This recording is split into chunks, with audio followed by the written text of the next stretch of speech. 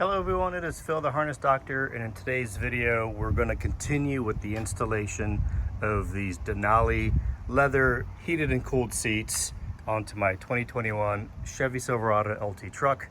And this is a continuation of the video that I posted earlier, and we stopped at the driver's side seat, so now we're going to work on the passenger seat. Now, passenger seat's a little bit different than the driver. It does not contain a memory module underneath like the driver's seat does, so this one's going to be a little bit simpler to do, and in some cases your truck may already have the pins needed in the body side connector for plug and play. So we're going to take a look at this connector here. I'm going to take this connector apart. To do that, you essentially just remove these yellow clips here, and we'll get this connector off. If the beige housing is pushed back, you want to slide this forward, and to do that, you're going to squeeze. There's a little lock tab in here. Depress that, and then slide this connector forward. You can see the tab here. You can use a flat blade screwdriver as well, but once you depress that, you want to slide this forward. Slide all the way forward just like that. Undo all the clips and simply just pop this yellow cover off. And what we want to look for here are the main ground wire, which is going to be this large black wire here on the top left corner. Red tab is up. This large red wire is the seat power, and then this thinner red wire is your lumbar. So this is position 1, this is position 13, and this is position 29. So on the seat side of the truck, or the floor side, you want to see if you have those pins in your truck already. If you have the pins already on the truck side, then you can simply just drop the seat in, plug it in, and you're good to go. So let's take a look at the connector in my truck. So here on the passenger side, I've got a manual seat, and just like the driver's side, we're going to pop this cover off. This just simply pops up, just like that. And just take that off. Pop straight up. You can see the two clips here that is used to hold the trim cover on. On the connector, just like the driver's side, we're going to release the black lock backwards, just like that. And then we need to slide the beige housing backwards, and so here on this top left corner and on the bottom right corner, you want to squeeze those in and then slide the connector backwards. Let's see if I can do this one-handed here for you. Just like that, and the connector pops out. So you want to be looking at the floor side connector here. Let me zoom in for you. And here, the top left corner is going to be position 1. That's the ground wire. Top right corner is going to be the power wire for the seat. That's position 13. And then the large middle pin there is position 29 for the lumbar. So if you have these 3 pins, you can simply drop your seat in and it'll be plug and play. So we're going to continue on with the removal of the seat. In order to do that, you plug your power back in. Actually, because this is a manual seat, you don't need to do that. Just slide your seat all the way back, and you're going to remove the 2 bolts in the front, slide the seat forward, and you'll remove the 2 bolts in the back. So I'm going to go ahead and get this seat out now, and we'll drop the new seat in. Don't forget to remove the harness from the retention clip here. I went to pull on that and actually broke the zip tie. So if you don't detach that, when you go to pull the seat out, you'll snag on that harness. Once you have the seat in place, make sure the beige part of the connector housing is pulled all the way back. Insert the connector, and as you insert it, you can then push the beige housing forward until it clicks, and then lock it in place. Now, if you're like my truck and you had the the ground in position 1, the seat power in position 13, and the lumbar at 29, the seat should just be plug and play for power. So on mine, it is plug and play, including the lumbar. So if your truck is missing the pins, then I will have a harness for you guys that will allow you to land the male pins for the power for the both locations. I'm assuming that most trucks will have the ground present in every connector scenario, and so we'll go ahead and get that harness set up. I will prepare the connector with the pins removed to show you how to install the power seat harness for the passenger side if your connector is missing those male pins. So here we go. So here's the harness. On one end, you'll have the large terminals for your seat power, which is the red wire, and then your lumbar power, which is this pink wire. Now, for some strange reason, GM does things a little bit weird. So for the lumbar power, which again is going to be this middle pin here, that power lands into the passenger side fuse panel, fuse number 15 right here. And so we will look at this connector and see if you have that wire missing. If you're missing this wire for the lumbar, then we will simply add it on this pink wire. Now for the main seat power, this red wire that lands on position 13 up here, the power and the fuse from the factory runs all the way to the driver's side, into the driver's side fuse panel. So I don't know why they did that. I don't know why they didn't just keep it here on the passenger side. So we will have to run this to the driver's side. And if your driver's side seat is missing the power pin, for some strange reason, the driver's side pin lands here on the passenger side fuse panel. And after looking at the diagram on here, again, I'm not sure why they did that, but they did run the seat from the driver's side over to the passenger side fuse panel. And I don't recall which one it is on here, but it does come to the side. So anyway, again, the power for the main seat will run across the dash to the driver's side. The power for the lumbar will run to the passenger side.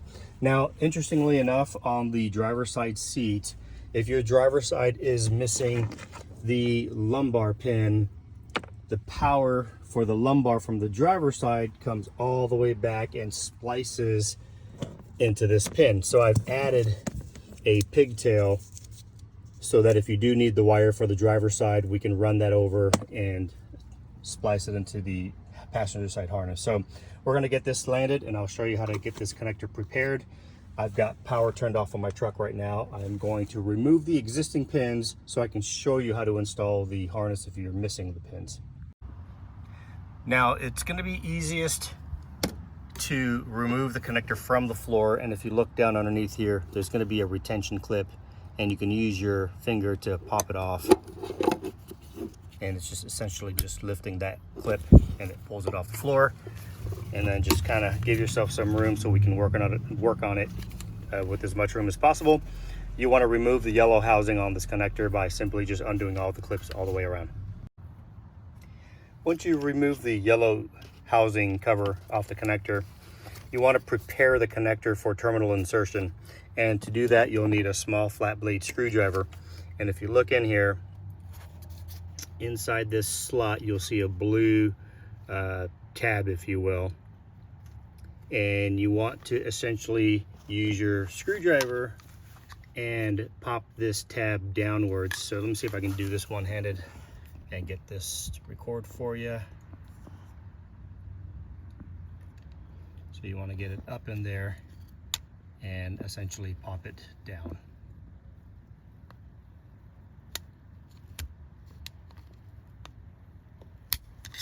Like so. So it's in the down position. Once you do that, you are now able to insert the terminal. Now, if your connector has one of these silicone plugs, just remove the silicone plug, and then you can get your terminals inserted into the connector. You'll take your red connector or red wire and insert it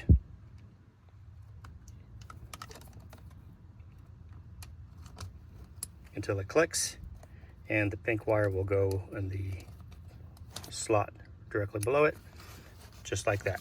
So when you look at it from the inside, you're essentially landing those wires. Once you get the two terminals in, you want to take your flathead screwdriver and pop that blue tab back up. I'm going to do that now.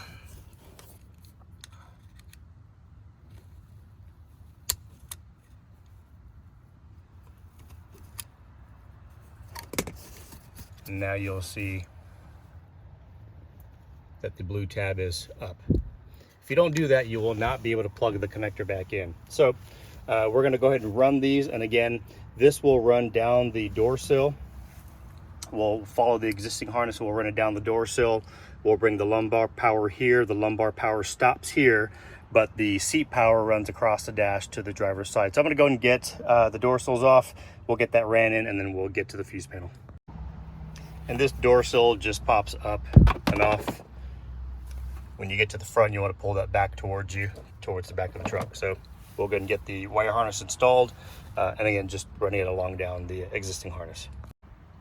Once you have your wire harness ran over to the passenger side fuse panel, again, the one with the female spade is an optional connection.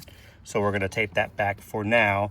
This is only needed if your driver's side seat lumbar power is not present and you need to get the harness for that. That harness lands into the same spot that the passenger side fuse panel wire lands into. So we're going to remove the connector. To do that here, you want to lift this red tab up, push down in the middle, and flip this green lever up, and then the connector simply just pops out. Now we're going to be landing the female terminal onto this connector so that it mates in the correct spot for the 15 amp fuse. Make sure you have the 15 amp fuse there. So we're going to remove this lever. This lever just pops off, just pop it off the sides here, and then we'll remove this back cover.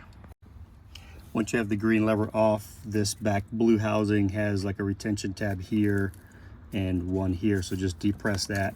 I don't know if I can do this one-handed or not, but well, maybe I can. So just squeeze. And if you're having trouble, use a flat blade screwdriver, but it essentially just comes off and it pivots here from the top.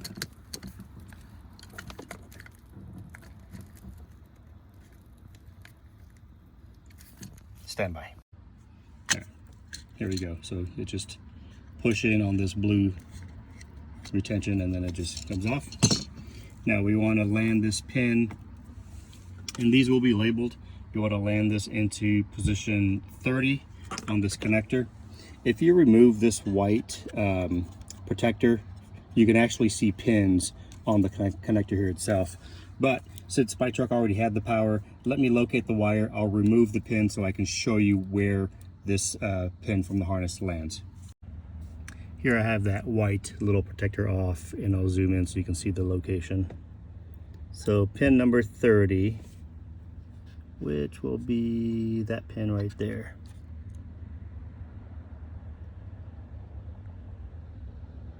So it's the second one up. So as I'm looking at my connector, if I match this up with position 30 of that pin, it's going to be this wire right here. You can see there's two wires that are landed onto that spot because, again, one's for passenger, one's for driver. So I'm going to remove mine since my truck came with it, and I'll show you how to get access so that you can add the pin onto that. So I removed my factory wire just so I can show you how to land it. So what you want to do is on this side here, this brown little, we call this a TPA, a terminal position assurance. You want to take a flathead screwdriver and just kind of pop that out.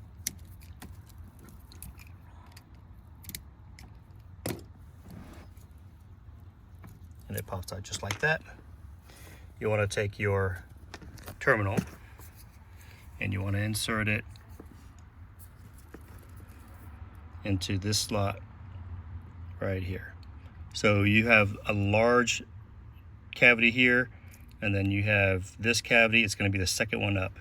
And this terminal only can go one way, or two ways actually, and you'll see the little ear or tab on the pin, and that just kind of goes vertical. So when you go to put it in, you'll insert it until you hear it click, give it a little tug. That's how you know it's seated, and then put your TPA back on. And again, my harness will have a optional pigtail in case your driver's side seat needs it. If your driver's seat doesn't need it, just tape this back. If you already have this wire in this slot, then you don't need to add this, which means your connector here in the floor may already have the lumbar, as some trucks will have. So I'm going to build this harness to support both options. If you don't need one of the options, just don't land it, tape it back, and continue on with the main seat power going across the dash. Once you have everything landed on this connector, you can simply put the back cover back on, put the green latch on, slide your connector in and then lock it in place and push down on the red lock tab. Let's move on to the driver's side fuse panel. So once you've gotten your harness ran over to the driver's side fuse panel, we're going to be landing that pin on fuse number 12. And that's going to be here on the diagram, fuse number 12. And that's your 30 amp passenger power seat. Fuse number 12 is right there. On the fuse panel, fuse number 12 is here. Now, there have been a few trucks that have reported that they have the fuse and they have the pin, but they didn't have the pin on the passenger floor panel. So my guess is that there's a junction somewhere in the dash and GM landed the wire from here to the junction, but not from the junction to the passenger seat. So if you do have this fuse and you pop that fuse out, if you have the pin on the left, then you will not be able to land the pin on my harness. So in that case, we will use the spare slot, which is right above it. And that spare slot is fuse number 18. And as you can see here, fuse 18 is not used. So again, we want to land it in the factory spot, but if there's a pin there, we'll use a spot right above it. We need to get access to the back of this. And I believe this guy just simply pops off from the bottom, and it just kind of pops off. It's just held on by a clip down here. So let me get that off. Okay, so there is a retention clip here on the side. So you want to squeeze that, and then you can pull this whole thing out. And we want to get to the back side. Looks like you've got some clips here that we're going to remove this back cover off. So that cover just pries off by removing the 3 tabs on either side. So as we look at this, if you look at the front side in the up position, we're going to be looking at this pin right there. So if we turn it around, move some of these wires out of the way. So it looks like there is a large gauge wire right there. It's a red wire with a brown stripe. See if I can zoom in for you. Right there. And you can see that empty slot right above it, right here. So if your truck does have that pin there, go ahead and land it on the one above. If you don't have it, then go ahead and land it in that spot. So we want to be in the factory spot as much as possible. So that one there, if not, go to the next one. And I'll show you how to prepare this fuse block. You have to remove this side piece here to allow for insertion. So just we'll pry that off. So it looks like that. Just take that guy out. Now you should be able to just simply insert the terminal into that slot. I'm going to use the spare slot for now since I don't want to remove the factory one. I'll use the one above. So once you insert it, you should hear a click. Give it a little bit of a tug just to make sure it's seated properly, and then put your TPA back on, and then put your back cover back on. So on here, that position is position 44, which is going to be the one below it. So again, if you're missing it on position 44, land it there. If not, put it on the one above it. So now you'll see that we've got that middle slot available. And then simply take your fuse and pop it in. So let me go ahead and get this all cleaned up and covered up. And there we have it. So go ahead and put your fuse panel back in. Let's test the seat out.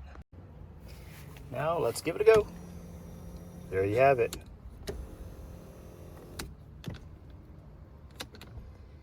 Power adjust on the passenger side.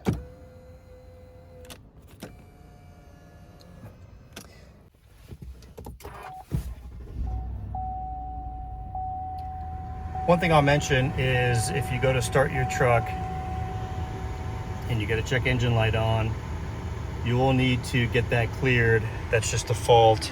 If you have one of these OBD2 reader and code erasers, you can use one of those to clear it, or you can visit your local AutoZone or car parts store to get that cleared. So let me go ahead and clear that off now.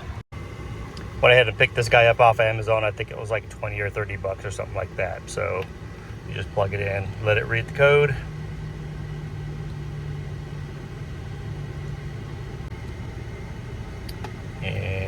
guess we go to engine. You can read the code if you want to, and it'll say lost communication. We just exit out and erase code. That's done, and now the check engine light is off. So just make sure you get that done. Well, folks, if you've enjoyed this video, please like and subscribe to the channel. I'll leave a description down below for the harness purchase. And if you have any other questions, please leave them down in the comments. And you can also reach me at harnessdoctor.com. Until next time, guys, this is Phil from the Harness Doctor. We will see you later.